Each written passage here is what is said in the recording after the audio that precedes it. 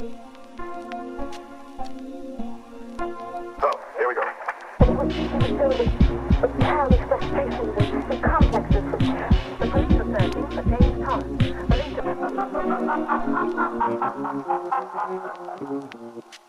Hello. You're listening to Midnight Movie Gang. It is currently 6:45 p.m. Night Movie Gang. I'm here with my buddy Joseph. Say hi, Joseph. Hi, Joseph. Haha. Hi, ha ha ha ha. And yeah, it's been a few weeks. Yep. Yeah, this last episode I recorded. I need to put it out today. I have the record. I just need to make some edits to it. Me and Courtney, the last episode for listeners at home, you'll have heard it before this. We did an episode on Crawl, which was like the 2019 like Florida Gator survival movie. Okay. And Annihilation. Oh. Weird. They both have big scary gators in them. That's my Cool. that I put down. But Crawl was surprisingly good. Like it's a thing where it's like they're supposed to just be normal gators, but I'm like, no, these gators have something else going on. Yeah. They had Okay. they had tactics and coordination and like they signaled each other and shit. Yeah, it's like Alien but with gators. Exactly. That's what the movie was, and they didn't sell it as such, and that's what made it awesome.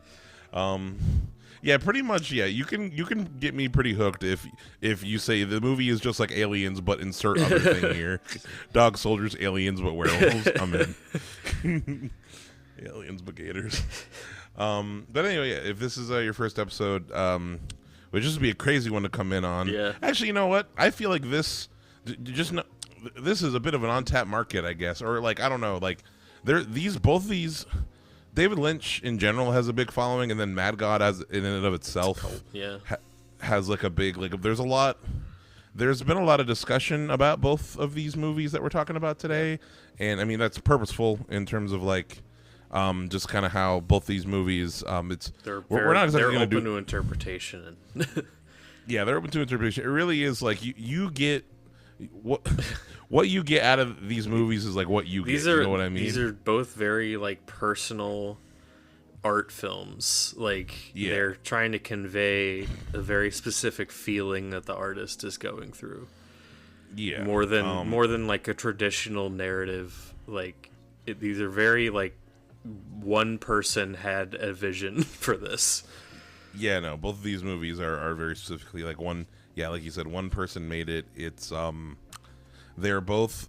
One of the video essays I watched for Mad God, in particular, was talking about how like the ultimately the way they feel is that this movie is trying to describe pain. Yeah, and in that is like something about pain is that pain is intangible. Yeah, pain doesn't have form.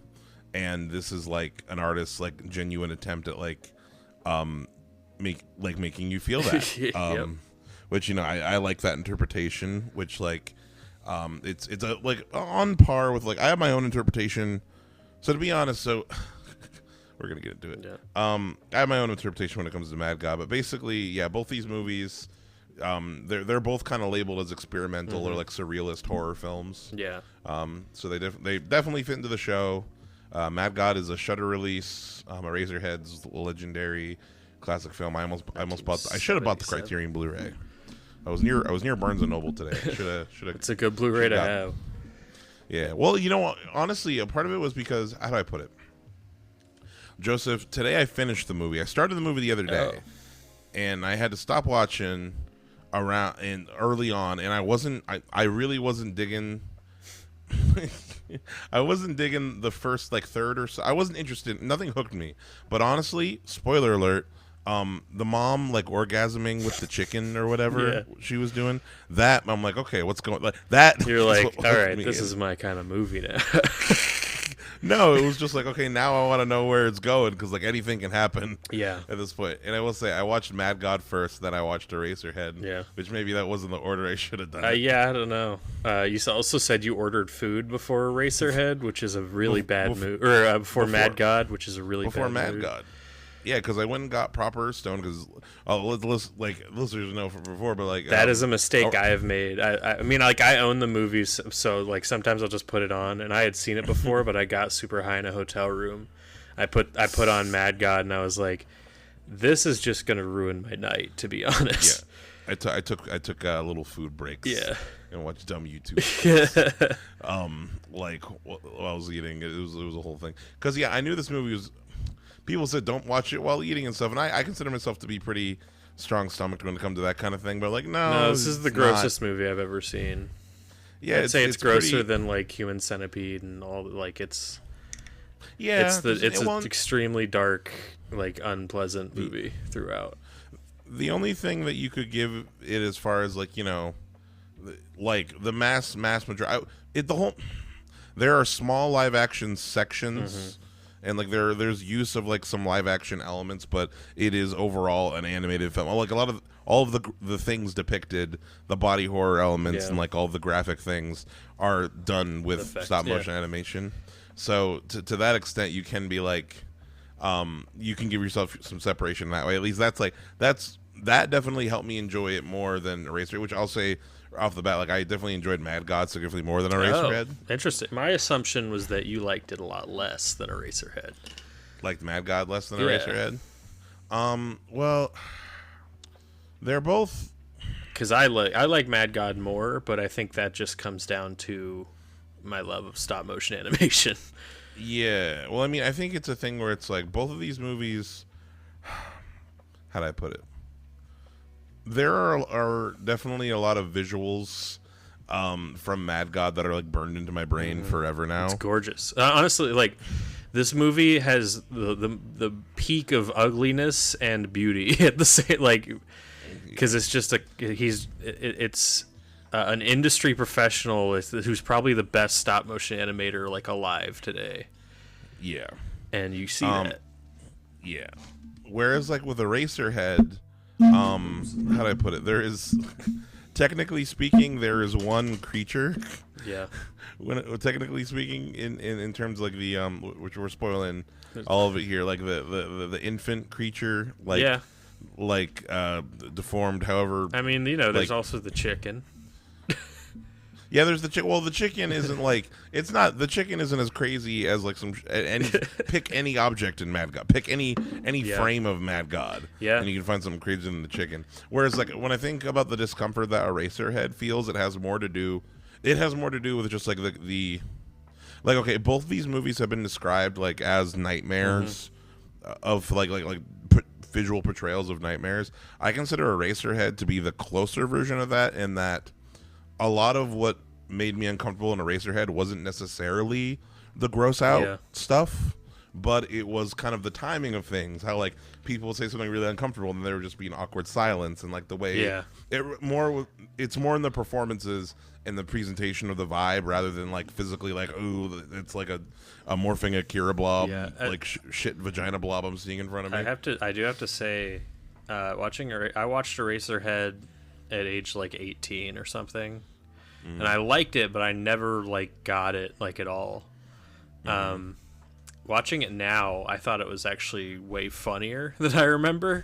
There's some weird kind of humor. Like, as someone who loves Tim and Eric, this like Tim and Eric just bit Lynch like really hard, like, and they just subtracted the horror, and they just left the funny awkward, Lynch. Gross out, like just awkward conversation, people doing insane things in mundane settings. The dad of his ex-girlfriend in this movie is the funniest fucking thing ever. This food's getting cold. This food's getting awful cold. Yeah. Just as far as like, I don't know, I like, there are definitely some parts of it that are dark humor. A lot of it for me, any of like I don't want to call it levity because neither of these movies are fucking light. No. But a lot of it's with Jack Nance's performance. He looks goofy. Great. He is I cannot imagine any other man in this role. Yeah, a lot of it's his face and how memorable his face. Like the poster, which is literally, spoiler alert again, the poster is the end of the fucking movie. Yeah. Which like it really is just kind of like what sells it. Seeing his expression and his reaction to things, he looks constantly terrified and nervous, confused. Yeah, and a lot of it makes sense as far as like, because the way I interpret Eraserhead is that like this is a nightmare. Yeah, it's just this scared little boy. This is a nightmare that this man is having, and you're just kind of going along with the ride. Whereas like Mad God, in a broad sense, Mad God is a nightmare that Phil Tippett is having. Yeah, Mad God in a broad sense to me is like what is it? How to explain it? Yeah, I don't know, man. Well, no. There is a specific the way I was just thinking about depictions of hell. Yeah, a lot of the time, like most of the time I was watching Mad God, I'm like, this. It is. It reminds me of a very specific. Actually, there was a very very specific thing that I thought of visually the whole time I'm watching. I'm like, man, I got to replay that game. Dante's Inferno. Dante's Inferno. No, I love Dante's Inferno for the same reason I love Mad God. I honestly just I like depictions of hell, and I like journeys through hell specifically. There's something about like a person's idea of that. Like Apocalypse Now is I always consider an example of that. Just like a surreal, horrible, like just journeys through just a horrible place. And Mad God, like, do we want to talk about Mad God first or Eraserhead first?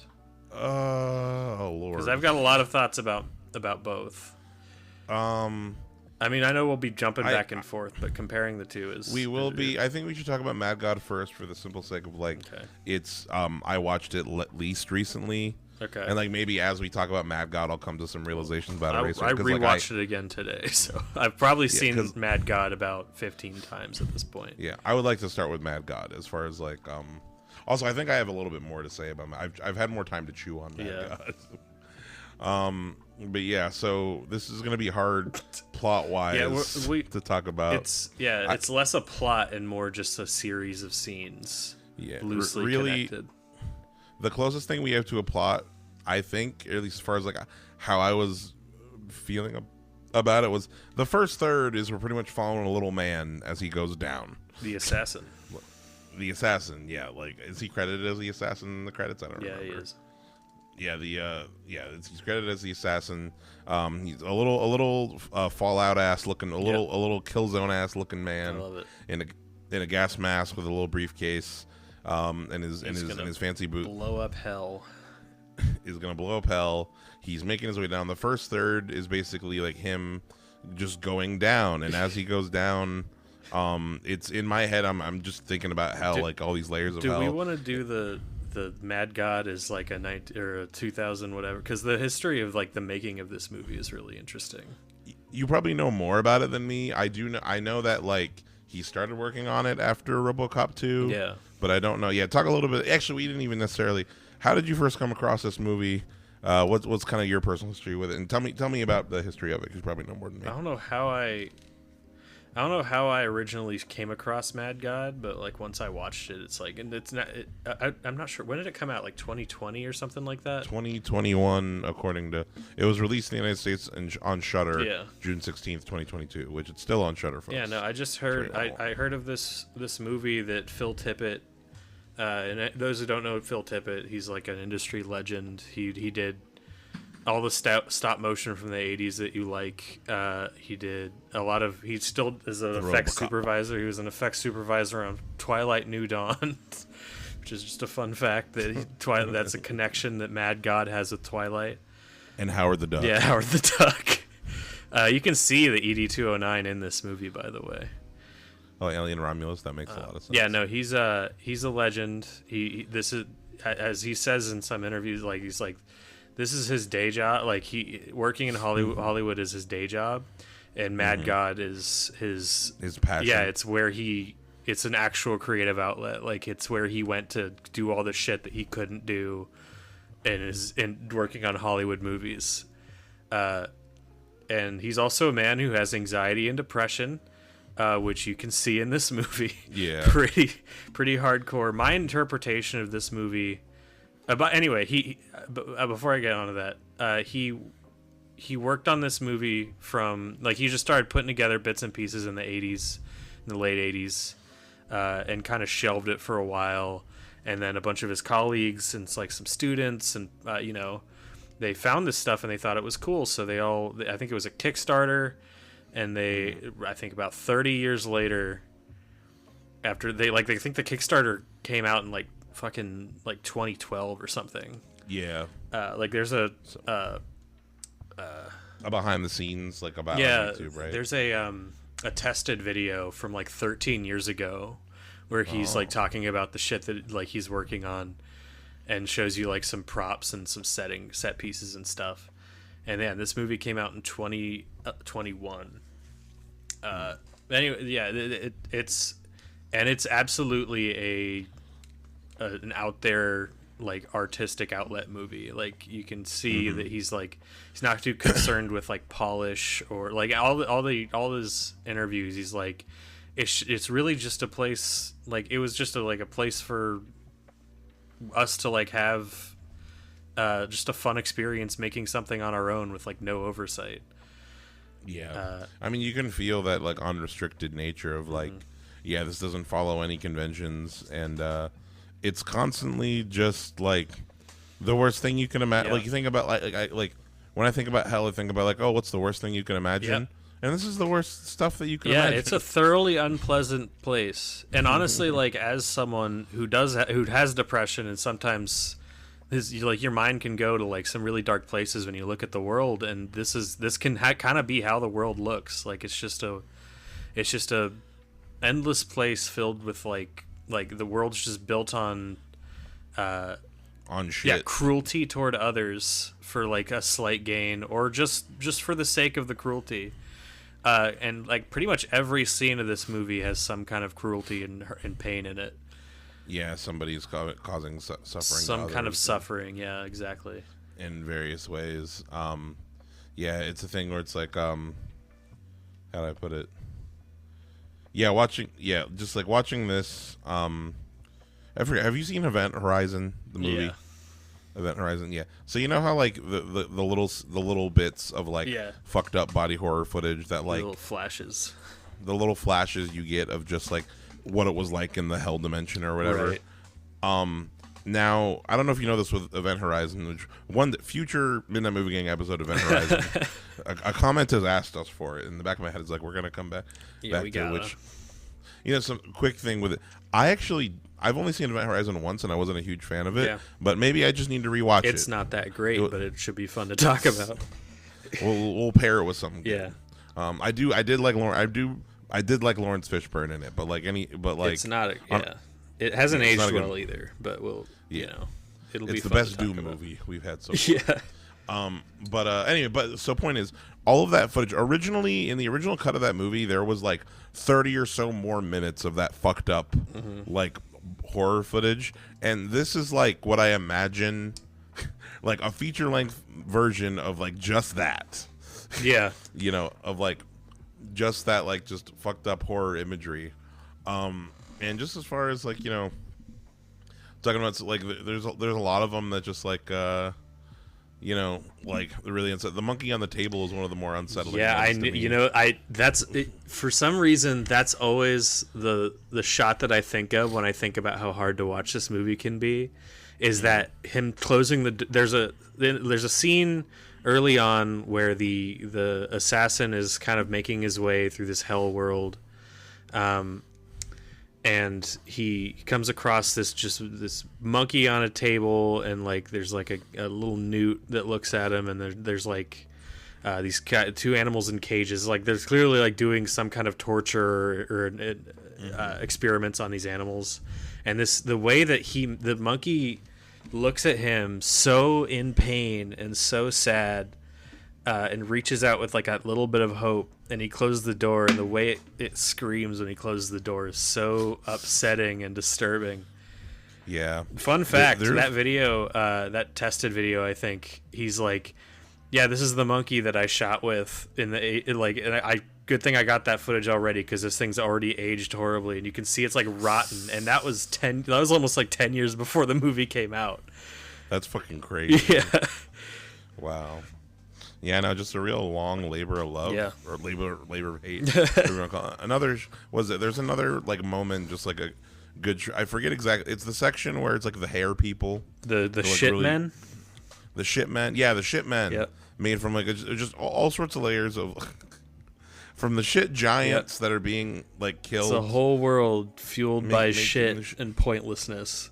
Yeah, but there's a part where like one of the creatures that's hunting the shit men is like really laying it into one of the shit men, and you see the assassin looking at it, and like those are somehow the hardest parts to watch, is when he's just ignoring the pleas of these poor things. I mean, for me, it's like when he takes it in, because like this is like one of the few moments where you see him just like really take in, like, oh fuck, and he can't you can't go back. He's and then when he he closes like the trapdoor latch, and then I'm pretty sure that's the moment where we get the beautiful, like, what I think just anytime it's like, ooh, flare. Yeah, that rotating shot of him and all the pipes when he's holding the lantern, that is gorgeous. Yeah, no, like the use of light in this movie in particular is it's an ugly movie, but in the prettiest way. It's crazy that the same technology that made Wallace and that'd be a cool double feature with your kids. Okay, kids, here's the were-rabbit. By the way, this is an unrated movie, by the way. This is a very hard past R. Oh yeah. Yeah, it's possible. Shudder is the only place it can exist for sure. Yeah, no, it starts with the Tower of Babel and like just God's. Oh yeah, that opening. Yeah, this dark cloud. It strikes the big being at the top and just descends upon all of humanity. And we get this really brutal fucking Bible verse from Leviticus about all the horrible, insane things God's gonna say He's gonna do to you. And this is where I'm like, this is not hell. This is like Earth has, like God is just like He's wreaking His wrath on Earth to its fullest extent. This is rapture type deal. This is just like he's no longer in any predisposition to make you think He loves you. Like He's here now to just cause as much suffering as possible. He's going to create beings simply for the point of them suffering. So yeah, your interpretation is like this is just a world with a literal mad God. I think that's an element. There's a lot going on. Yeah. I mean, it did take me off guard when in the movie. So like I said, the closest thing to a thing, the first third of the movie, the first like 20, 30 minutes, our assassin man gets down to this area with all these suitcases. Cool descent. Is really cool descent. He's a badass with all these crazy models with the moving lights going by. It's honestly really beautiful. Yeah, it's very gorgeous. But yeah, he's about to light off. He opens up a suitcase. It's a bomb. Seemingly, he's here to blow up all of this chaos. And then he gets got by a creature. And this is clearly like the 10 billionth time this has happened because there's so many suitcases. There's just an ocean of other suitcases, and the bomb doesn't go off. Yeah, but honestly, this first section of the assassin exploring and like making his way through while the map is crumbling and everything is just beautiful. It's what I think of when I think of Mad God is this part. Like this is what I picture as like the original conceit of the movie. Yeah, no, that makes a lot of sense. Like, because after this point, it is the closest thing to like that we have as a story, to the point where like for I would say the last third of the movie they kind of repeat it where like we're following a different assassin. And exactly, and you can tell that stuff was shot a lot later. But yeah, no, the camera quality is better. Yeah, exactly, and the animation's a little smoother too.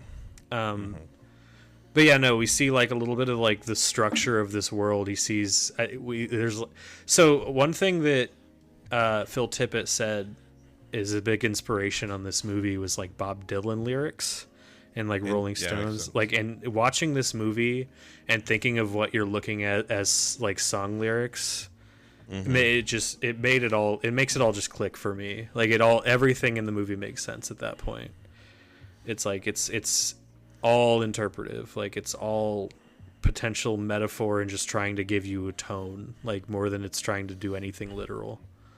Yeah, it really is just we're gonna hear this term over and over again, but it's a bad vibes movie. It sure is. Like it's you need to be prepared to watch this movie. This is not an anytime movie. I picked a couple really fun summer movies for just easy watching for this episode. The fun summer movies for the audience. Yeah, I'd say the one that's more so the one that like I don't know. After I finished Eraserhead, initially I was like, man, I never want to watch that again. But as I've been thinking, I'm like, no, I kind of want to go back and try to interpret some other. I want to go back with some director's commentary. Yep.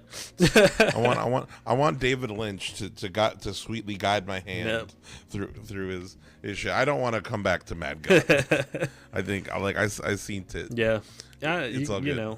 You might come back to it like in a few years or something. It's like maybe we'll see. I mean, yeah, like it is impressive as far as like the animation goes, and it's as a piece of, it's one of those things where it's like I have a list of great movies that I'm never gonna watch again.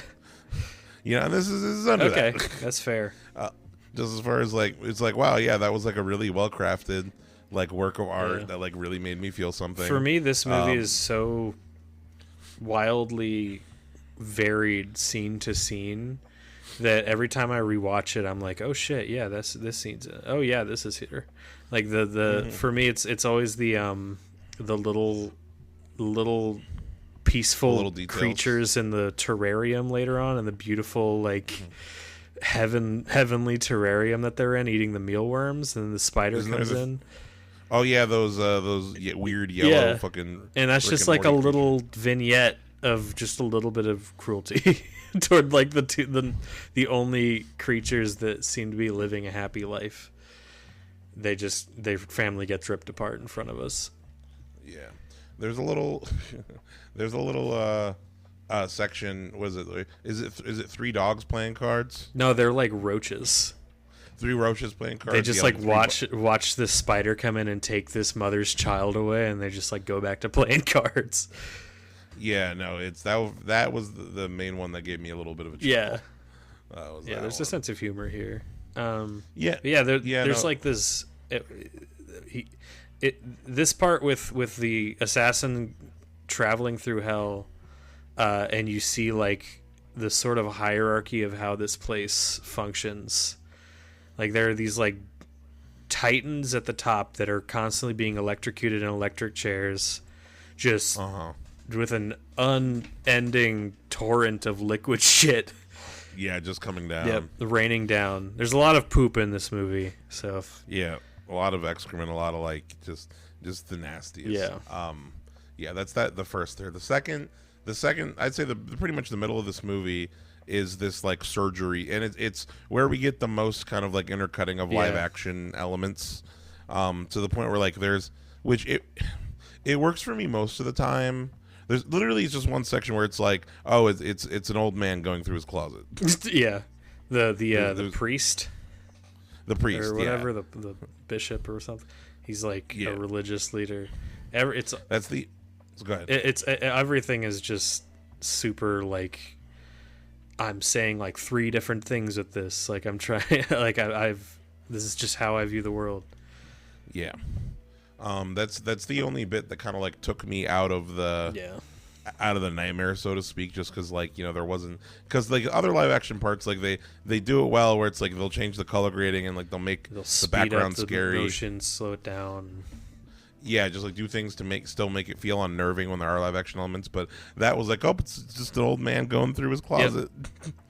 That's what I feel like. It's the closest thing I could say to like what I can call a complaint, as far as like obviously stop motion takes time. Maybe you don't do stop motion, but like I think there was another way to do that in a way that was more artistically aligned with what else they had going on. Yeah, probably. It definitely has a different look than the earlier stop motion scenes. But this movie was shot over 30 years, so. Oh yeah, no, it's still like amazing what we got, and like I said, that is just really a minor. No, yeah, like it's the only part that kind of like took me out, like a weird part on the roller coaster. But aside from that, it was that's one of my least favorite parts as well. But yeah, no, there's all these little scenes. Like every single scene is so distinct from each other that they honestly, it just feels like a compilation of shorts almost. They're pretty out of order in my head. The main thing, the shit people scene is honestly a really big part for me. It's like it's like this. It's almost like his actual thesis on like what society actually looks like, and it's just these people are barely sentient, being marched around by these big shit titty demons, and this babbling nonsense from a baby voice while they just do nonsense, useless tasks that just kill each other. There's the guy that looks over the pit and just burns. Hey, Avery. Elsie says hi. She says hi. The shit guy that just leans over the pit and then the flame just comes up and he just burns like a match and falls in. That always makes me chuckle. Yeah, like he kills himself. Yeah. No, that whole sequence is. Yeah. But the middle section, the whole hospital sequence where his body's getting torn apart and you see the other. That's also where the monkey part is too. Like that. That kind of left me the most unnerved, especially because like. I didn't expect I was kind of expecting like, oh, is the like me still kind of think of it in the story sense, like is the assassin gonna like get a new body or something, or is he gonna move on and different, or is he gonna? But no, not really. I guess he's the hairy sperm. Yeah, they pull out his I don't know his soul. Yeah, his whatever. Because they throw away all this like valuable stuff and his books, like pages from books and stuff, while they're pulling out his cherry pie filling. They throw out all these jewels and they're like, we don't want any of your art or any of your valuables. We want this hairy slug with human teeth. Exactly, we want this like hairy a baby. We want this hairy slug to use for our own purposes. Maybe. No, never mind. I was gonna say maybe the assassin's body. Maybe he's like a Dalek, and that thing is actually just what's piloting him. But no, he doesn't die until after that thing's pulled out. So who knows? Honestly, that's a part that I've always been fuzzy on. Is kind of the whole thing with this and the witch doctor and. Yeah, and then like the ending when like it turns into it goes like I was like this has the I was like, what movie did we just watch where a new universe is just created from like some one individual? It's Akira. It's an Akira. There's a connection between this and Akira too. Whenever that happens, 2001: A Space Odyssey. 2001: Space Odyssey is also in this movie. But yeah, no, he's on the table and he's getting after. For a really long time, honestly, of the surgeon pulling shit out of his guts. Oh yeah, no, it's a long sequence. It's unrelenting. They find what they were looking for. Actually, that's actually after one of my favorite parts of like a good example of what you're talking about of like communicating pain and suffering. Is he's just when he's laying on the table after they pulled his skin off or whatever. And it's just his one eye is exposed and he's just wrapped in bandages and the clock starts, this ticking clock just like slows down to a crawl and you could just see the pain on his eyes. That part was awful. Yeah, it's excruciating. Yeah, don't you want to watch this movie, folks? There's something wrong with me. I've watched this many a time. I appreciate I totally understand this movie being a really hard watch. It is, but there's something, I don't know what this says about me, but at this point it's like a comfort movie. Interesting. Which is, probably not healthy. No, I mean it's worth watching just for the effort alone. It's like I said, there's shots in this movie that are like really far from the gross stuff and they're beautiful. Yeah, like the craftsmanship at hand is just like worth looking at in and of its own right. Yeah, absolutely. And I'm glad I watched it. I don't know if, like I said, it's on my mind. I don't know if I'll watch it again. That's fair. I'll watch more video essays on it. A lot of people probably couldn't make it through it the first time, which is completely fair. Yeah. Like I said, as far as like I did really enjoy it. It's just in my head I was just thinking like this is just hell. Like as far as like when I think of like when people talk about hell or in certain movies, like the way it's depicted, it's like this Constantine. I like how Constantine depicts hell. It's just like there's just something interesting about it. I think Noah Caldwell Gervais, who's a channel that I really like, actually, he said this is the darkest thing he's ever seen, and it is. Yeah. It is. I can't think of a movie that is less like cynical and just upset at the world. If only Phil Tippett and Giger got to work together. Oh my god, it did make me boot up Scorn again. The Giger. But yeah, no, he's after they pull out this hairy slug with human teeth that cries like a baby, they use a hole saw to dig into his brain and see his shared memory with the hive mind of other assassins or something. Yeah, yes. Oh, yeah, and you see, like, the training and stuff. Yeah. You see the you see the other assassin descending to the war world. Exactly. Going to a different and we see that there's actually, like, hundreds and hundreds and hundreds more of these assassins just waiting to go down and try to take out the planet. And it's hard for me to understand. It seems like this place, from, like, a literal perspective, it seems like this place is above the hell world, but it's still horribly suffering. And yeah, the whole planet sucks. This is just higher levels. Yeah, this is like probably the least suffering, but it's still really, you don't want to be here. There's constant screaming and wailing and warfare. Like how it describes here in the Wikipedia that, like, we go back to the underworld after this as we follow the witch doctor. Yeah, that's taking the child down to the alchemist lair. Yep. The alchemist, this is like super deformed face guy. Yeah, this part with the witch doctor is one of the most beautiful parts of the movie. I like the flowing, like, look and the way he's just so huge and he just kind of floats into frame. And he takes the baby and then just turns around, and there's this part where, like, all these bricks are separating for him to move through. And there's a part that always sticks in my head. It almost looks like a shot from, like, Blade Runner or something, where he's floating past these, like, giant guard bulls with these glowing red eyes. Oh yes, and this bull's like so huge in the background with its eye, just watching the plague doctor go by. They're the witch doctor. It's real Lovecraftian. Yeah, it's like vibes going on. It's actually beautiful. And then, like, a big portion of this movie is the alchemist. Yeah, the alchemist, kind of everyone's favorite producer, the alchemist. He's got these two shit shoveling servant ogre guys. Like, he is also an incredibly cruel person. Like, we are not safe from cruelty here. Like, this is a place that is very, very separate from the rest of the world. Is like, it's proven through, like, all these walls. it's almost like the nicest place in hell. Simply because the there's, like, evil. Less people there who want to hurt you. Yeah.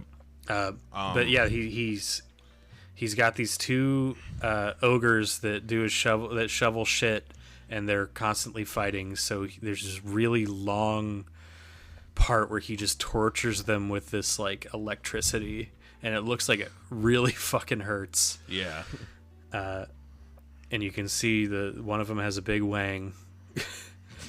That's true. Yep. Yeah, no, a lot of genitalia, a lot of sexual. Well, like, that's an element, a big part that made me think of Dante's Inferno in general as well. Yeah. Like, there's all this sexual element to all of it too. It's wrapped it's up. incredibly human hell. Yeah. But yeah, and then one of them pokes the other's eye out. And then we see, like, the alchemist's little terrarium with he feeds this, like, little bug people, these little doughy, like, goofy, weird, multicolored, like, super bright, helpless little animals, like, that don't belong. Like, this scene is more colorful than anything else in the movie. Yeah. And, like, they're the big ones feeding the little one mealworms, and they're having a beautiful time. The music's so relaxed, and then the alchemist releases a spider into the terrarium, and it drags the little one off, and the big one's clearly distraught, and the alchemist just laughs. Yeah. It's just cruelty for the whole movie. Just likes playing God, seeing pain, playing the mad God. Yeah, he is the mad God. Oh my God! Roll credits. Oh my God, the mad God.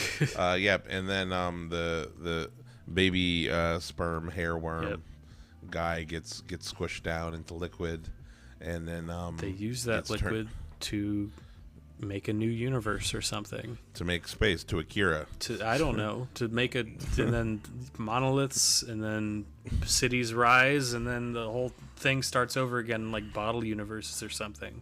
Yep. I don't know. Like a universe within a universe within a universe. Yeah. No, weird, trippy movie. I'm glad I watched it. And the credits have this really comically funny music that's true. Yeah, like really comically upbeat music. It's basically like being like, "You made it through! Congratulations! Yeah, you beat Mad God." The tone of it felt like Mad God would be a really good, like from the team who did Portal or something. Yeah. like just a really good like fake happy like dude. That is. I thought you were gonna say it would make a good video game, which I don't. It does honestly almost feel like a game to me. Like when I think about it, yeah, it's like this very distinct world. It's the uncanniness of the animation. It's the character designs. It lends itself. I mean, I feel like my eyes were just exploring the screen the whole time. Really. I think that's why I've watched it so many times. There's so much detail and craft and like every detail that there's always something new that I missed. It's a visual feast. Yes. Let's talk about what might be difficult props if you have multiple items. Oh, that is going to be difficult. That you might want. Here's the thing. It's hard for me the other way because I'm like, man, everything's so gross. It is gross. What would I want? What would I think was cool? There's I think the monster that kills the assassin. Yeah, that spider creature is pretty huge. Cool. I've seen the model like not lit in like pure darkness like that is, and it's just made of just wire and skeletons. Like it's just a death monster. Cool. That or maybe you know what? I kind of want one of the shit men like in a little dome. One of the little hairy shit men. Interesting. One of the little hairy guys. The monster, by the way, in all the promotional material, like every single one, for some reason, I guess it's because it's got the most striking face, but the big toothy guy with the diaper. Oh yeah, that scene is also something that is super open to interpretation that I kind of have a hard time interpreting. It's like when the assassin first gets down to the underworld, he sees this like murder brothel. Oh yes, and like a little wormy creature wearing a smoking jacket who looks like the Invisible Man comes out, who crawls, and like gets a bug, snares a bug, and then the thing from all the promotional material that you've probably seen if you know anything about Mad God, the big potato head guy, the potato head face. He comes out and he chops him up, and that's the first. He just, for no discernible reason, he's just pissed at him, so he just chops him up with a cleaver, and it's like the first piece of cruelty that we see in the movie, apart from God smiting that tower. Yeah. And it honestly sets the tone because it's just mindless cruelty for the rest of the movie too. Yeah, I think just like maybe like a little lamp or like a little figure of the assassin holding up his lantern. That'd be cool. I think it'd be a pretty cool thing to own. I think that's what I would want. That's a good idea. For sure. There's a lot of cool models, Yeah, no, definitely. But yeah, I will rewatch. I'll have to come back to it because I'm sure it's gonna play on repeat in my mind. I've never been able to get it out of my brain. Like I bought it on YouTube. It's not a physical copy, although I'd probably get one. Yeah, but that way you can always have access. Yeah, I can watch it on my phone. I can watch it in hotel rooms. I can just bring a bad vibe to anywhere I go. Yeah. But that was Mad God. Check it out on Shudder. If you can stomach it.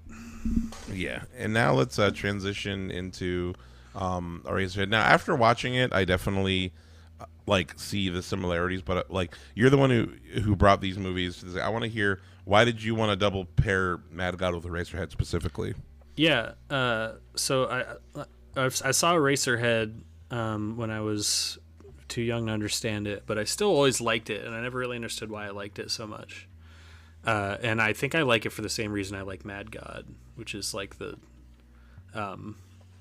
that's sort of, it's communicating a dread so effectively throughout. It's prioritizing that over a comprehensible narrative, and I just respect that. I respect a big artistic swing and an uncompromising vision like this. I'm not sure about I don't know much about the production history of this movie, But I love that how unrestrained they both are, and Mad God benefits off of just being like a side project just for fun, but this is like an actual film with a decent budget. Yeah. But I think they both are just fun. I think they're both just artsy, bad vibe movies that take a lot of really big risks, and I think pay off because the person behind them is so talented. I think that they are both movies that will have you thinking. Yes. Like, I think that there's no way, if you don't have like a reaction or it doesn't get you thinking about some aspect of like it, in my opinion, with Mad God, like life in the universe, and then because my biggest thing I've been thinking about as we've been talking about Mad God is that like Mad God to me feels very external and feels like it's more saying something about the world and just like us as a society, whereas like Eraserhead feels like we are inside one man's head. 100%. We are experiencing a very specific time in this man's life and the anxieties that he had. Yeah. And with both of them, I feel like if you watch these and you don't start kind of like, and you don't reflect in some ways, then like, maybe reevaluate, how you're communicating with media, Yeah, I guess, I don't know, just like they're both they're both unconventional narratives. So if you just go into it just like, I'm gonna watch a movie, like this is definitely more comprehensible than Mad God. But yeah, I think so too. It's more like if you. I don't want to call it an easier. It's got a plot that you can kind of follow. It's bare bones, but it's there. But like what it's actually saying, that's what the real meat of the movie is. Yep. So yeah, basically getting into Eraserhead in particular. Yeah. So a movie that I've lied to a lot of people about seeing. 1977 American independent surrealist body horror film. Directed, produced, edited by David Lynch. And so basically the production, briefly just looking through Wikipedia, is basically like he made this movie while he was a student at the American Film Institute. While he was studying there, he made it with the assistants of the school. This is a student film. Yeah. From a fucking genius. Various kind of like celebrity friends type deal. Initially open to a small audience with little interest, Eraserhead eventually gained popularity over several long runs as a midnight movie.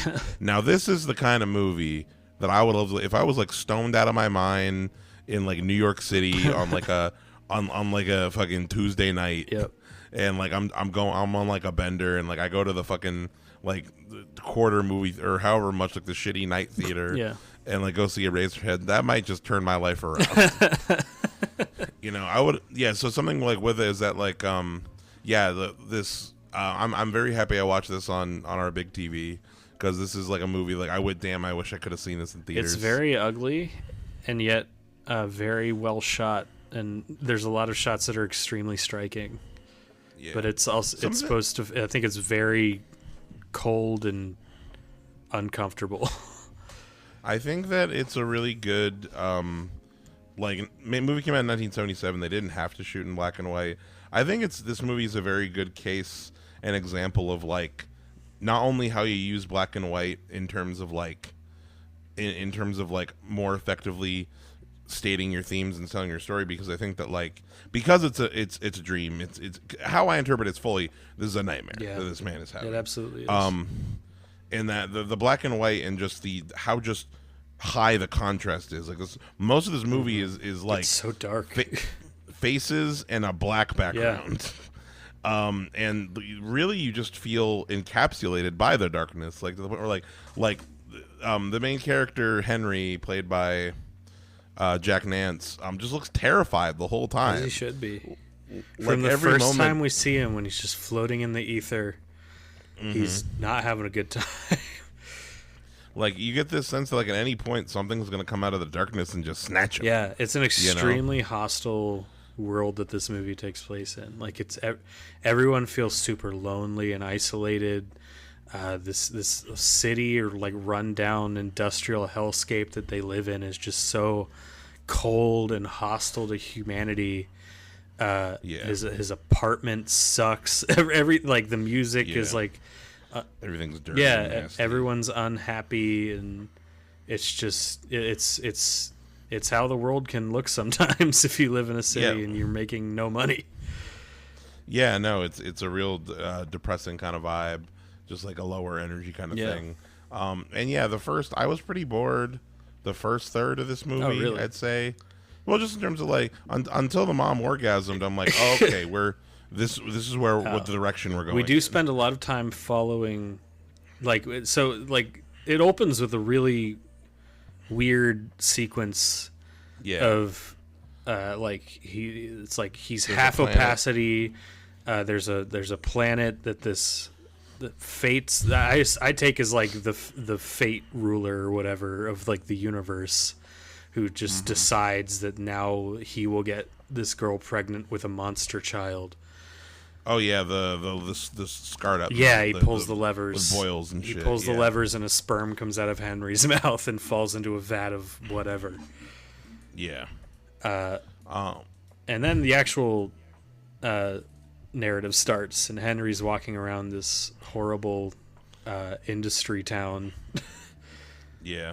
It's and he's like climbing these piles of dirt and walking along like there's not even like a road. There's just it's just ugly landscape. It's just industry factory nastiness. And he returns home.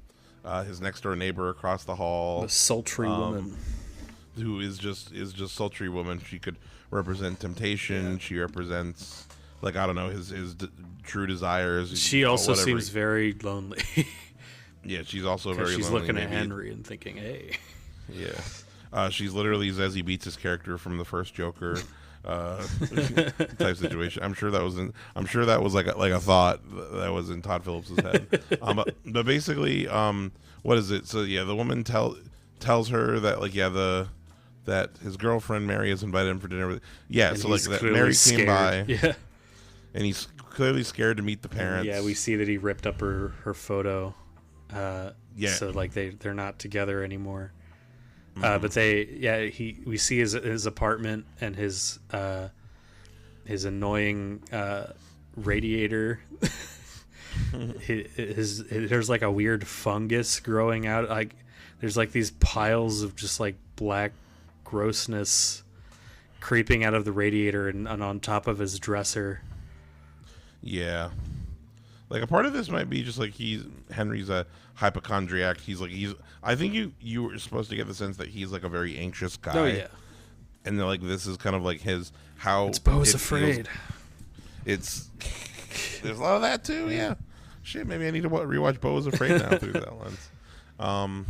But yes, we will saw Eddington recently. I was lukewarm. I like Beau's Afraid more than Eddington personally. Yeah.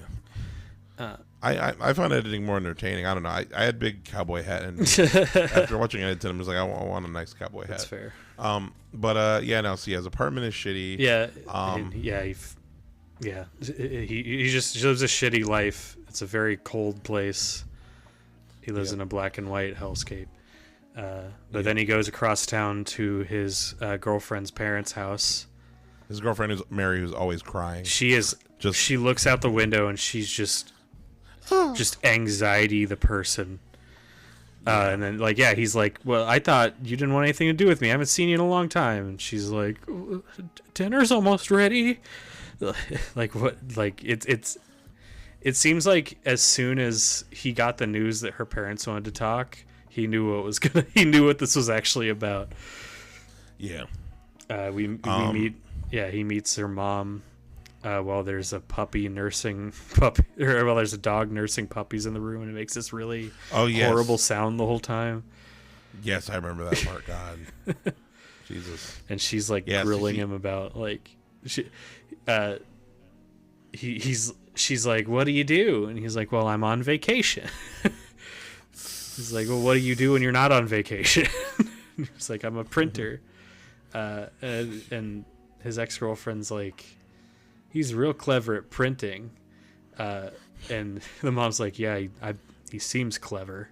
Like she's like openly hostile the whole time. Yeah. Well, I mean, like I said, I think this is, as far as how I'm interpreting what the nightmare is about, like in Henry's real life we don't see, I think it's like he got a girl pregnant and the girl is like, yeah, my parents need us to get together because my parents are super conservative, and this is his brain like interpreting that. I don't totally disagree with that interpretation, but I take it as like this is David Lynch's nightmare, because this was around the same time he was becoming a father. This is like I buy into like this is just the reality of the movie, because there are also dream sequences in the movie that go beyond the insanity of the normal reality of it. But I take it as like this is the inner workings of David Lynch's mind, just trying to work through this shit more than anything else. Just trying to work through getting someone. Yeah, and also you could take it as like this is because he has these weird visions that it seems like no one else in the movie can see throughout this whole movie. You're gonna have to remind me, because like I said, these movies are hard to digest. Yeah. Like, give me an example of one of those. The visions? That would be the girl in the radiator is one of those. Oh yeah, those, I would argue that the chicken, that's a good point, the mini chicken that they have for dinner, moving and bleeding. No one else seems to notice that. Yeah. Yeah. And it makes the mom come. I took that as that I never took that as an orgasm, but it does make sense. Maybe I took it as just my dirty mind going. It seemed like this happening, their daughter getting pregnant, and then what came out of their daughter ultimately has just driven this whole family insane. I see. Okay, that's how you're interpreting. That's how I took it. Yeah, it's just like the horror that they saw that they now have to deal with in their lives has what you did to our daughter has ruined their lives. Like, so. Yeah, that's the hostility that the mom has. My favorite part is like, because when she corners it. Well, this is after like the dad comes out and is really funny and is like, got some chickens, weird little damn things, no bigger than your hand. And he complains about like I worked here. I lived here when this was all pastures before it was the hellhole it is now. I put every pipe in this place. Look at my knees. And he comes out. Oh, yeah. His wife shoos him away. But they eat the tiny chickens. One of the chickens shakes its legs around and bleeds, which is, part of the anxiety of, their daughter having sex, really disturbing them. Yeah. The dad is just completely checked out at all points, by the way. That freak out that the mom has, or orgasm or whatever, that makes her run out of the room. The dad is just like, give her a few minutes. She'll be fine. Yeah, she'll snap out. He's just completely disconnected from any of this. Yeah, and I think a part of that, too, is like Henry not wanting to be like this guy. Like, there's anxiety as far as like, just like, seeing this, like, is this my future? This broken man. Type deal. Yeah.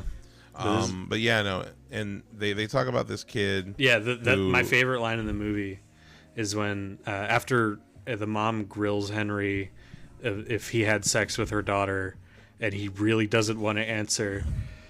She starts like kissing him and licking his face. She also kisses him, and the daughter like breaks it up, and she's like, "There's a baby, Mama." She's like, "There's a baby," and the daughter's like got this like horrified expression and this like hand over her mouth, and she's like, "Mom, they're not even sure it is a baby." And you as the audience are like, "What?" It's a holy shit nightmares from hell. Yeah, it's arguably not a baby. Like we'll get to it. I'm not sure it is a baby, but the but the mom's basically just like, you're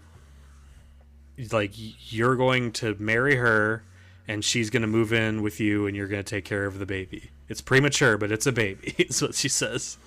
Mm-hmm. And then we kind of cut straight to that, and we see that, what the fuck is this thing? It's like the Wikipedia describes it as a sperm creature, which I mean, as far as like, there's a lot of sperm imagery. Yes. In general, disturbing sperm imagery. Like to me, it looks like a weird alien creature. They use a really cow fetus. Fleshy. a cow fetus. That's what it is. That's a part of it. Or at least that's okay. That's like the base. I didn't know that. Physical effects. A rabbit. Oh, it wasn't a cow fetus. I guess that's a myth. Okay, so there are real animal parts being used here. Well, yeah. Point is, like, it's like it's very animal-like. It's really gross. It's very unsettling. It's not. It doesn't look human. It's just. It's got a big. It's the splice screen. Yeah. It's got a big snout and it's all wet and fleshy and it's just and throwing up on itself. And its body is just wrapped in a big bandage. Yeah. And so don't worry, you get to see it later. Don't worry. Something as far as like I feel like it's kind of a metaphor as far as like how do I put it? How do I say this without so like letting the audience know if out there. If you want to have children, if you're somebody who was interested in being a parent, all the power to you. I myself do not want kids and never want kids. And as far as like, there are multiple reasons as to why, but I understand. I do understand in this movie this creature as far as like thinking like, well, that is essentially babies are little like gross shit machines that puke all over themselves. I mean, and and need constant care and attention. Like as far as like like I get the metaphors. Like if you're somebody who is afraid of having children, doesn't want kids, like it makes sense. Where it's like, yeah, that is like functionally what they are. I mean, I took it as like it can clearly be like applied to like postpartum depression and just like because like you see the mom like trying to feed this baby. And just you could see just the hate, like imagine, like for me, it's that fear of like, what if we have a child and then it comes out and I just fucking hate it, like I don't want anything to do with it. I just find it disgusting. That's horrifying. Like that's a scary thought, because like then what? You just have to go. You just have to go with it. You just got to deal with it. You just got to like now just be miserable. With your weird, ugly, disgusting, annoying baby that cries all night and laughs at you for not getting laid. Yeah, you know what's so goddamn funny? Right, after I finished, I need to show you it. By the way, I got slight tangent, folks, movie tangent. I got Criterion has. Let me show you the box on here. I recently bought because it's Criterion month. The Zatoichi box set from Criterion. Yeah. It's all 26 Zatoichi. It's pretty. That's not what it looks like. It looks way cooler than that. This is the box. Oh, sick. Yeah, the Zatoichi box set. And it's really cool. It's laid out like a book where like each movie, the book that has each movie has its own like little illustration and stuff. But I just after I finished Eraserhead, last night I started watching the next Zatoichi movie that I'm on, which is this movie Zatoichi Fight, where it's basically Zatoichi has to bring a baby to this dead woman's father or whatever. Like it's Zatoichi like bringing his baby, and there's a lot of conversations in there about fatherhood and like just parenting in general. And I finished watching this movie right after watching Eraserhead, so just the thought of babies and all this stuff, I'm like, what a weird connection I'm having between this Zatoichi blind samurai movie and Eraserhead. We're gonna have to do a Zatoichi movie. I still haven't seen a single one. Episode. Here's the thing. I have the one that I think is a good starting point. Okay. Zatoichi 6, The Chest for Gold. I think that's a good one. It's a good straightforward adventure. It's got great action. Yeah. The writing's really good. Sick. And I think what we're gonna eventually do. Here's the thing. I think we're gonna want to watch that and Zatoichi Meets Yojimbo. Okay. But the thing, which for obvious fucking reasons. Yeah. But it's like fucking movie 18 or whatever. And like I want to get to it I don't want to skip ahead. I want to get to it by myself. Yeah, I just gotta chug through all them. But great fight, Zatoichi. The one I watched, it was great. But anyway, so just got me thinking a lot about, just the whole children thing and how like, it's a guy who's just like really afraid. The way I interpret it is like it's a guy who we're having a nightmare about having kids. Like maybe he got his girlfriend pregnant, and this is him. Yeah, it's freaking out about exploration about every anxiety that comes with becoming a parent. Like, there's a part later. I know we're jumping around, but I think these movies weren't a little jumping around. But I think that the lady in the radiator sipping on the sperm is like him thinking about ways that a kid could just die. Like as far as like if you have a baby crawling around and they go up to the radiator and they get stuck or touch it or whatever, they can fucking die. I take the lady in the radiator as like his ideal like safety. Like it's his fantasy that's why he ends up with her at the end. It's I take that as like he doesn't want to be a father. Like it's scary to him because he's a very scared guy. So her stomping out the sperm is like, you don't have to worry about that. Oh, maybe it could be. Wait, hear me out. She's got the big golf balls, right? Yeah, the big cheeks. The big cheeks. Maybe it's like a metaphor for like him getting a vasectomy, and that's his balls in her mouth. She bites his balls off. That's as fair an interpretation as any. Yeah, no. Honestly, it makes as much sense as fucking anything else. Yeah, no, fucking. Yeah, no, they're Dave. So basically, that's the thing with this movie, and this is something like I don't know if I want to call it a positive or a negative. In that, like, I was watching a video essay about this movie, and they were talking, said some excerpts from David Lynch being interviewed about it, and he basically said like whatever interpretation you have of it, you're right. Good. Sure. Yeah, that you could say that about this and Mad God. Yeah. But like, and the thing is though, is like I don't necessarily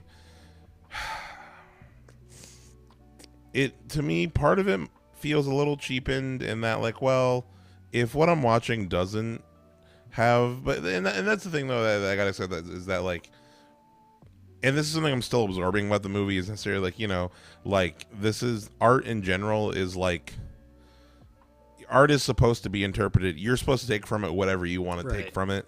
Like however reaction you have is like what it is. Yes. It's just a thing where it's like, I see like so many people talking about theories and things like what they think means in this movie. And it frustrates me a little bit in the sense like, well, there isn't a right answer. Yeah. So it's kind of just what how you feel. I think the part that was so frustrating to me early on when trying to interpret art, and I think it's a stumbling block for a lot of people, is they look at something and they're like, I don't understand this. Like, what does this represent? What does this represent? What is this? Like, if everything had a direct analog for something else, then why not just make that thing literal? Like, there's no point in metaphor if everything just has a one-to-one translation to something else. That's just an adaptation. Like art is just communication from one brain to another. So you just hear what you hear, you know, like a big thing that made like film analysis and everything easier for me was just think about what you're seeing. And personally, I'm like, what if I was making this movie, what would make me put this in the movie? And that helps me understand, like, because all you're really trying to do is understand the other person. Yeah. But yeah, anyway, it's a small digression. Yeah, no, it's all good. But it's fitting for the episode because these are both interpretive pieces of art. Yeah. As far as what happens next in the movie, basically, like, so Henry and what's her name, Mary? Yeah, Mary are trying to live with the baby. It won't stop crying. It won't stop crying, and it cries for a long time. It's got a horrible voice. There's a lot of baby crying in both of these movies. Yeah, no, a lot of like, just infant, like, and it's really grating. And it's like clearly like in pain, and like it never sleeps. This baby never. The whole time I'm just like, please kill it. Put it out of its misery. I think that's what he's going for. Is just like at what point, like, because it's like this thing shouldn't be alive. Like it's arguably a parasite. Like I take it as like, is it really fair to make Henry like help raise this thing if it honestly, I think it's just a parasite. Like I think she just has parasites. It's a parasite outside of the body, so it's dying. Yeah, like I said, it views what's it called, like this is just how Henry is viewing it. Like that's how he's viewing this potential pregnancy. I love it too because they don't have a bed for it. It just lays on the table with a pillow under its head, and it never moves because it can't.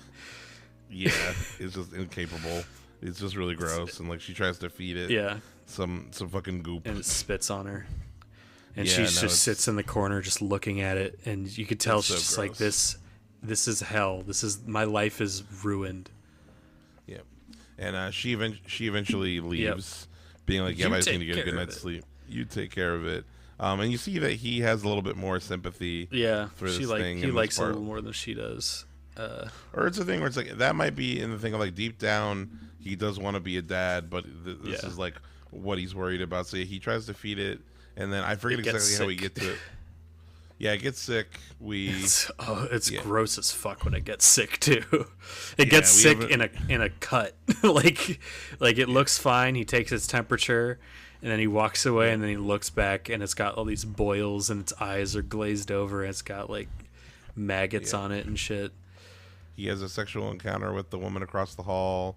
It's another nightmare. His head gets swapped with the baby. Yeah, it gets fucking weird. So that part to me, it's straight up like a dream within. Well, a dream. When his head turns in, are you talking about the Eraserhead sequence, like the actual like his head falls off? I'm talking about when his head turns into the creature. Yeah, so that's what I see that as is like he and this happens a few times where his head's replaced, like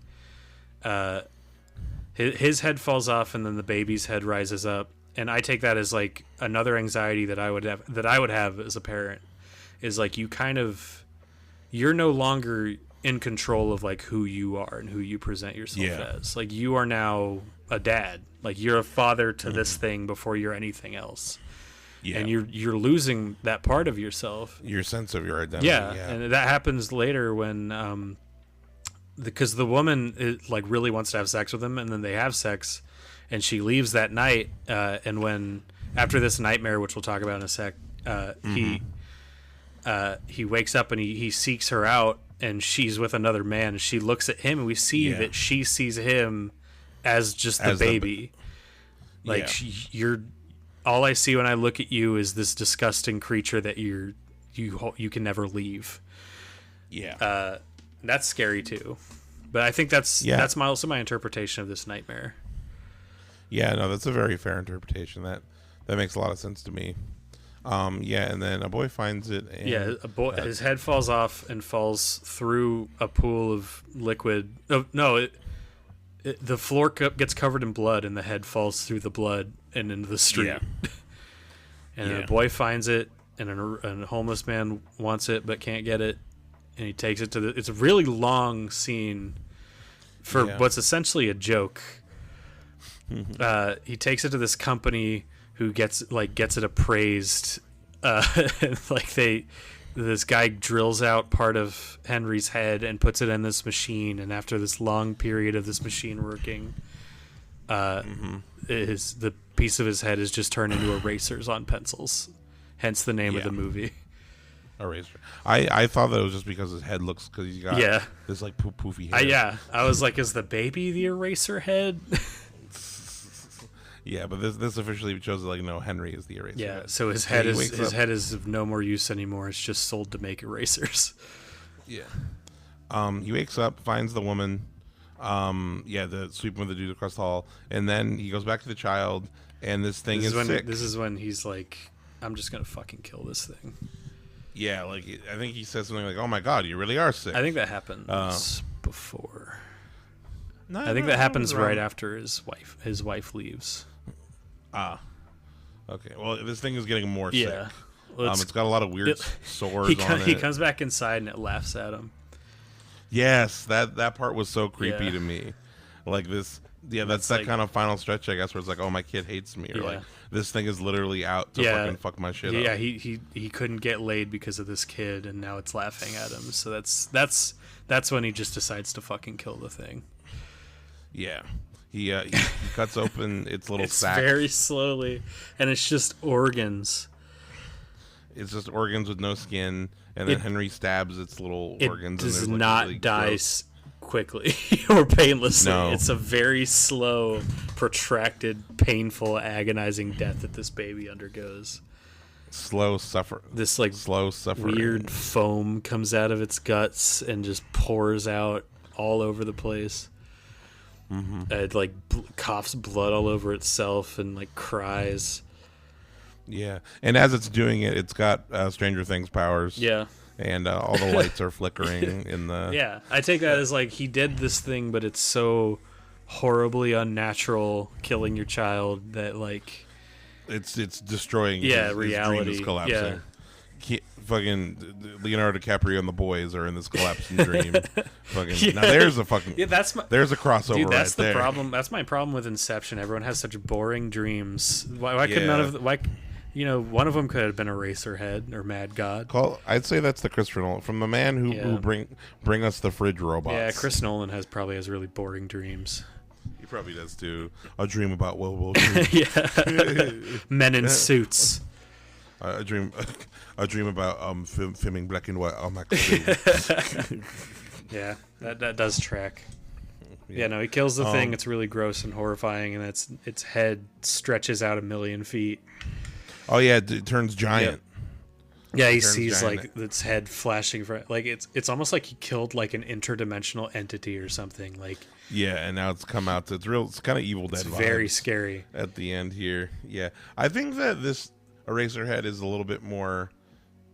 Mad God is grosser and like maybe has like scarier designs, but Eraserhead has a scarier vibe. I think. Yeah, it's like more, Eraserhead Red to me is more horror. Yeah, it's definitely more aimed toward like being unsettling and scary, whereas Mad God is more like dread and just unpleasantness.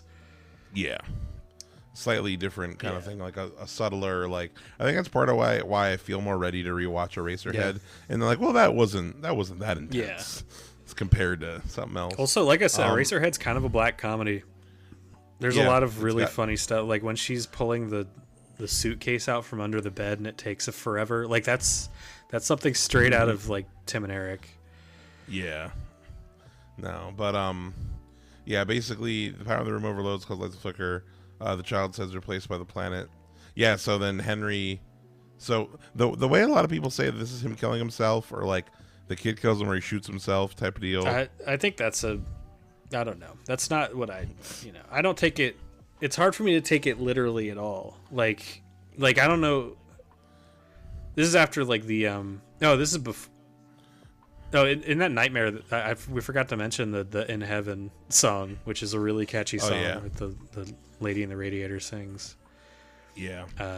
Well, I've seen people online interpret that as like her trying to convince him to kill himself, and like the ending is him killing himself and him like escaping. Like, I don't have to be a dad because I go to heaven. That's like what like some people interpreted it as. Yeah, that's a fair interpretation.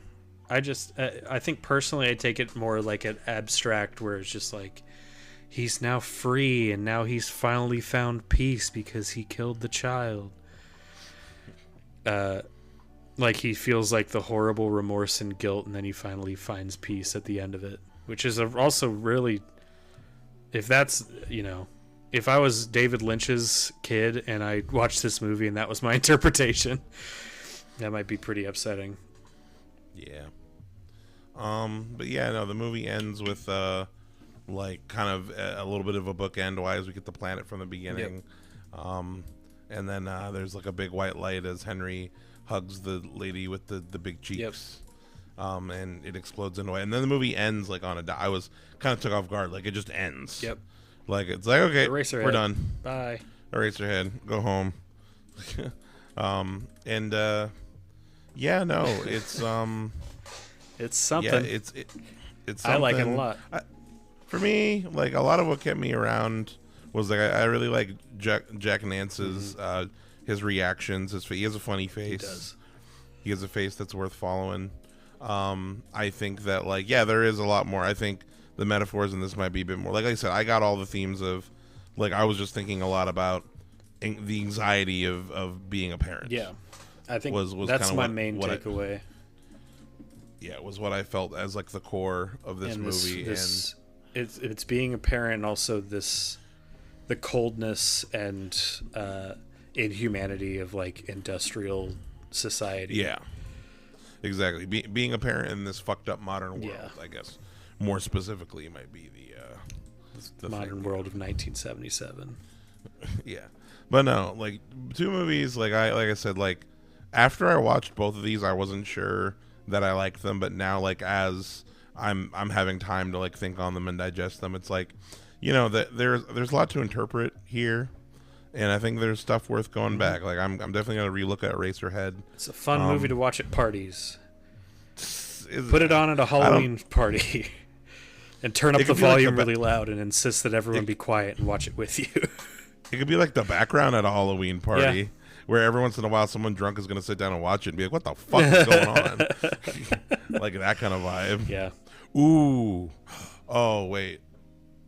Eraserhead would be a great fucking VHS. Hold up. Oh yeah. What's it going for? What's it? I bet that's kind of rare. Yeah, no, it probably is. Eraserhead, because this is custom. These are people making it. I want OG. The first one. What was that image? I don't know. Someone's custom. It's somebody's homebrew. Eraserhead in Japanese. What? Is that like a remake? I don't know. Different guy. It is a different guy. Maybe somebody remade Eraserhead. I don't know, man. This rabbit hole goes deeper, I'm sure. Yeah, Eraserhead Blockbuster, 1984, $149. Yeah, it's hard to find. Yep. Eraser with Arnold Schwarzenegger. It's got one of the best movie posters of all time, though. I think I'm gonna get a poster of Eraserhead and hang it on my wall. I think it's just a perfect poster for the movie. It's just just that him backlit. It's also the best shot in the movie for me. It's all the eraser dust behind him, and he's backlit, and it's glowing through his hair, and he's got this weird expression. It's like perfect. It gives you a really good impression of what to expect with the movie too, to be honest. Excuse me. Yeah, no, it really hits you. But yeah, no, great. Do you have a prop? I don't know what I would do for. I have a few thoughts, but like, do you have a prop in mind? I'd take the little chicken. Wait, the actual chicken or the baby? No, the little chicken. The little the little shitting chicken, the orgasming chicken. Maybe not one that bleeds or whatever, or diarrheas. But just like a little chicken to be like, hey, check out this little chicken. Look, from its Eraserhead. legs move. This is from Eraserhead, and this little shit man is from Mad God. Oh, you haven't seen either of those? You're probably a very mentally healthy person. Yeah, probably good for you. Good for you. Stay healthy. He's got some pretty pimp jackets.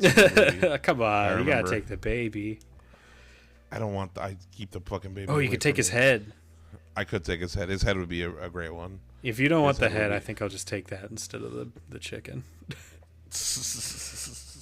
Oh, well, I do want the head. You said you want the head. You can have it.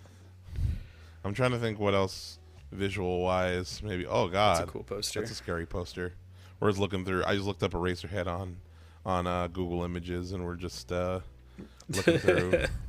There's the sperms. I don't know. I want the 4K Criterion Blu-ray. There's honestly, most of the props are going to be pretty off-putting. Yeah. But yeah, no, that was Eraserhead. Sure was. Yeah, definitely also worth. If you're a physical media head, which I hope you are listening to this, it's still Criterion month. By the time you're hearing this, it should still be. It's available half off at Barnes & Noble. It's on HBO Max. I watch this on the Criterion channel. Watch it there to watch it ad free, which just in general. Yep. Criterion sponsorship. I watch it on Max. Watch it on Max. It's on Max as well. But yeah, no, definitely check out both these movies. They're weird as shit. I hope people at home, if you have seen them, hopefully you weren't too mad at our interpretations of what these movies said. Like, and they're both pretty open. Yeah, so, interpret it how it's art films. I love this vibe. I love this weird, dark, artsy, unrestrained vibe. Personally, yeah. That's why I picked these movies. I think this is a kind of horror that I like to see more of. Is a very strange, surreal. There's a reason there's not a lot of these. I definitely like taste of it. I think it's something where it's like, watch. I know I mention this all the time, but like, you don't get In a Violent Nature without movies like these. That's true. As far as like In a Violent Nature is like baby's first art house horror. Pretty much. Like, watch that leading up to this. Imagine being a grandma and trying to rent Nightmare Before Christmas and bringing home Mad God. Yes, it's another spooky I got you to the animated stop movie. motion. You like your Coraline, so I got you this this stop motion movie. It looks scary. It's from the guy who made my Mad God. I thought it was Monster House. She puts it on and leaves the room.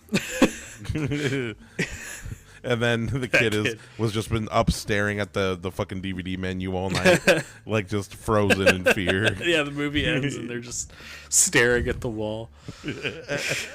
They have become the Mad God. Yeah, no, fucking, they're making little shit people out of shit.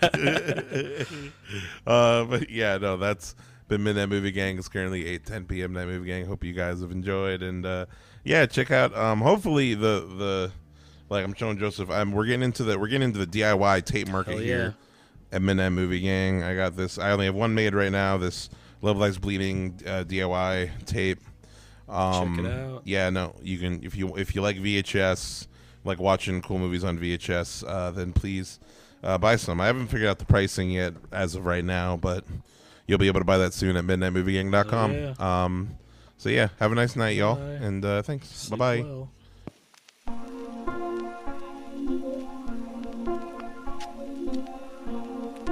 So, here we go.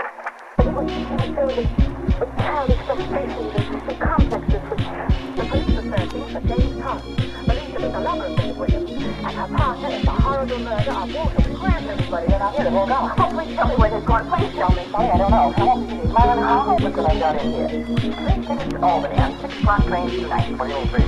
Special agent, special agent.